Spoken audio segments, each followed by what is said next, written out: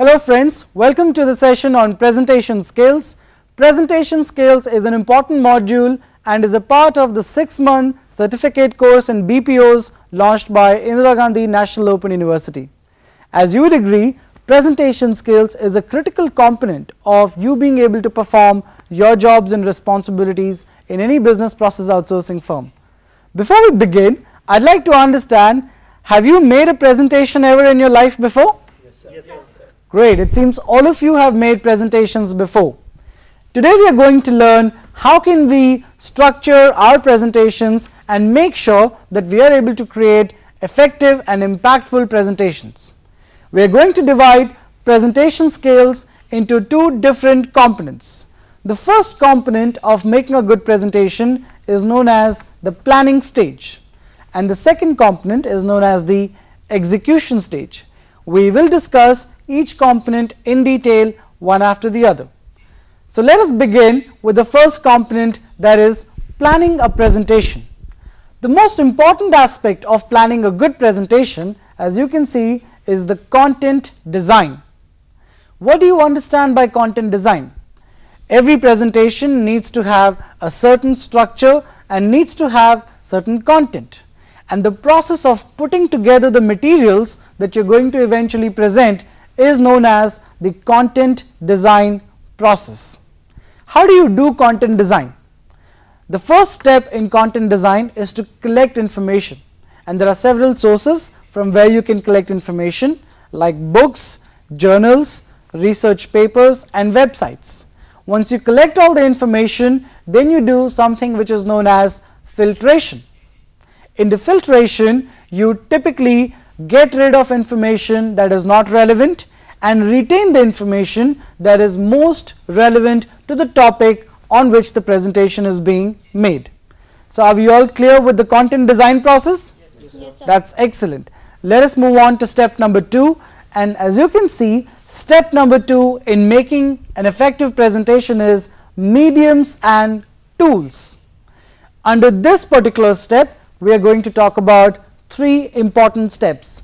The first step being PowerPoint. okay, the second step being flip chart, all right, and the third step being whiteboard.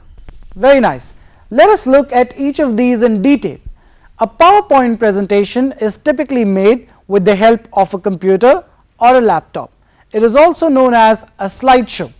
You can also use a flip chart for making a presentation, and a flip chart can be hung on either the wall or a board and can be used as an effective tool. The third aspect that can be looked into is the whiteboard, and as it is quite obvious right now, we are using the whiteboard as a tool to conduct this particular presentation.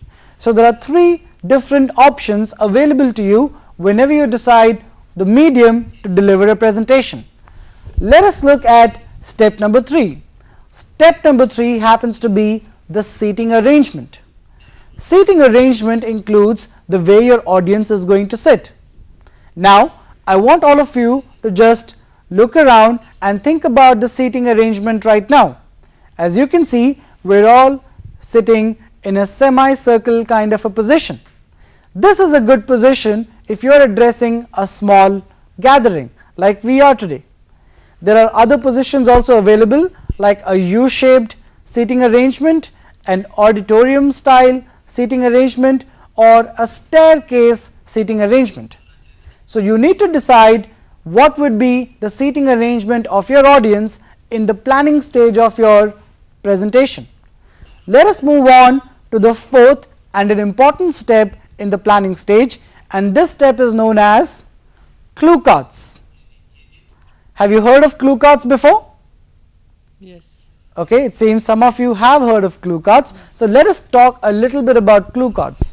A presentation can range anywhere between 15 minutes to sometimes an hour. It is difficult to remember everything. So some of us do have a tendency to forget.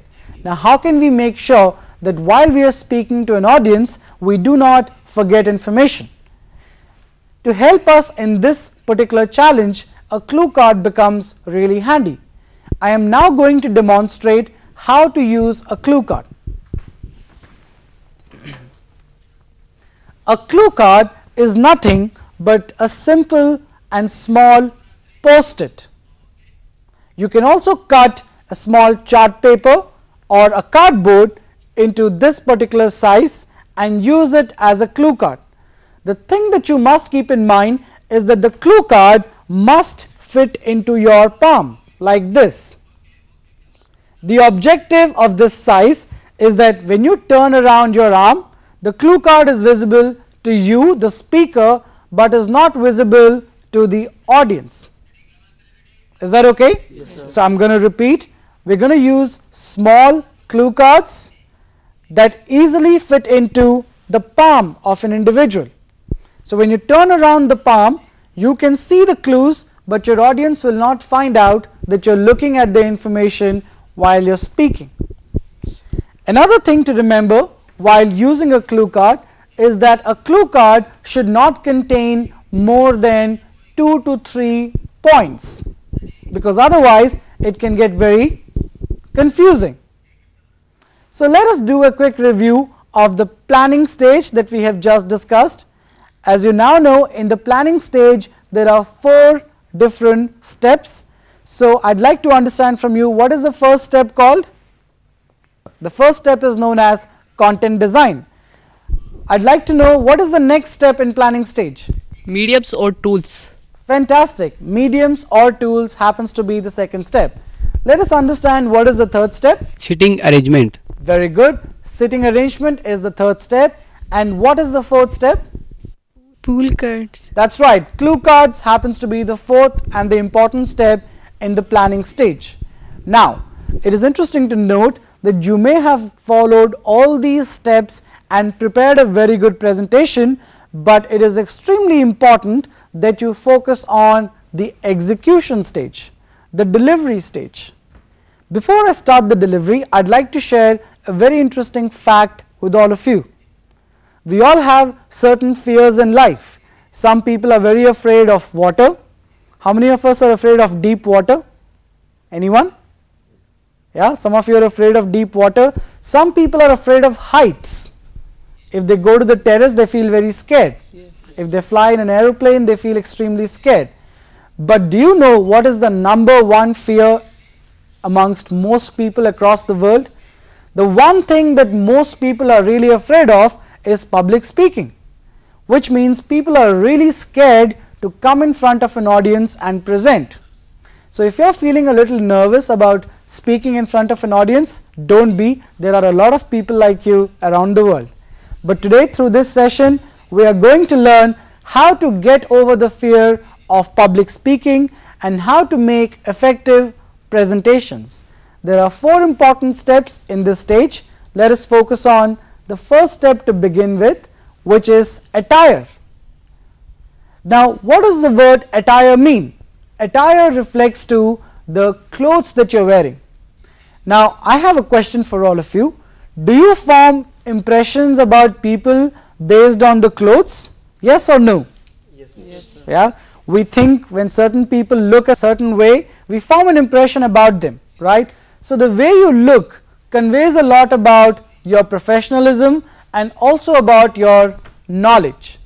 We all must keep in mind that whenever we make a presentation, we must be professionally dressed.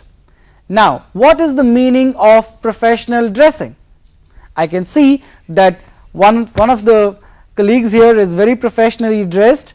As you can see, he is wearing a nice trouser, a shirt, and he is also sporting a very nice tie. So this is a very good example of professional attire. So you need to be formally dressed while you are making a presentation. The most important component is body language, which is step number 2.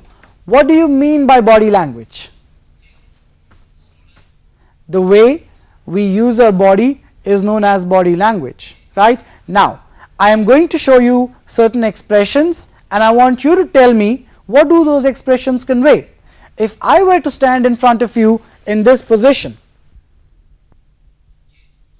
will you feel that I am somebody who is very serious, very closed, not willing to share too much information? Without me saying anything, you will form all those impressions about me. Now let me give you another example. If I stand in front of you like this, what would you feel? You may feel that I am very arrogant. Yes? So the way we use our body conveys a lot of information to our audience. So we need to be very, very particular about our body language. In body language, there are certain things that you must keep in mind, and those things are: you must never fold your hands while you're presenting, which means this kind of a position is not a good position while you're presenting. So your hands should be in open position like this. This is known as the open position to make a presentation. If you're not comfortable in this position, you can also keep your right hand above the left hand and stand in this position. This position allows you to interact freely with your audience like this. You can address someone in the audience and then come back to the same position. So these are the things that you must keep in mind while you're taking care of the body language. Some of us also have a tendency to put our hands in the head, to rub our nose, to rub our eyes. We must make sure that we avoid all these things while we are presenting, because these can also distract the audience. A lot of speakers also have the tendency to keep a marker in their hand while they are speaking. So it is not uncommon to see a lot of speakers using the marker to point at the whiteboard or using the marker to point at the audience. I must caution you that this is considered to be very rude in presentation skills. You must only use a marker when you are writing on the whiteboard. If you are not writing on the whiteboard, the marker must remain rested in the table in front of you, and you should be using your hands, and this is known as the open gesture or the open position. Are we clear with body language? Yes, do we all realize now the importance of body language? Yes. Yeah. So this means a very closed body language, this means a very arrogant body language, and another thing which is also very common, a lot of people put their hands into the pocket while they are speaking, like I am doing right now. What does this convey? This conveys that you are very friendly and you are very casual and non-professional. In a professional environment, while you are speaking to people, you must not put your hands into your pocket. Your hands should be outside in an open position. Are we clear? Do you have any questions on body language? No, sir. All right, that's excellent. Let us move on to the third and interesting component of presentation skills, which is expressions. Do we all have certain expressions? Yeah? Certain people have a very happy expression on their face, like some of you do right now, and some people have a very sad expression on their face. Now, who are the kind of people we like to listen to? Do we like to listen to people who are smiling and look happy, or do we like to listen to people who are dull and serious? Who do you like, happy person or dull person? Happy version. Right, so we all like to listen to and see people who look happy and are happy. So what is it that you need to do? You need to ensure that you always have a nice smile on your face when you're talking to people. Is that okay? Yes. So what is it that we need on our face? Happy. A very happy smile, right? When you're smiling, it shows that you're interested in the topic that you're talking about.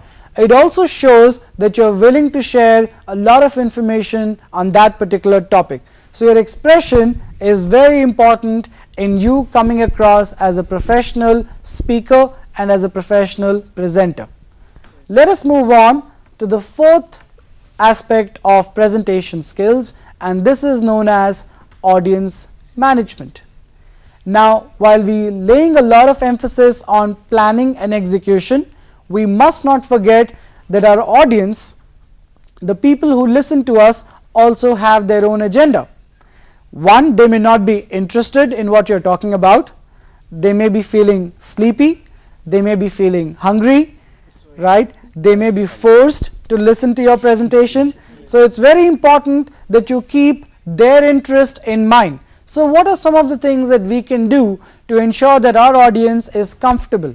One, make sure that whatever topic you're discussing is related to or connected to the audience, otherwise they will lose interest. You must also make sure that you constantly ask questions, otherwise people tend to sleep, and that can happen especially in post lunch sessions. Yeah, how many of us feel a little sleepy after having lunch?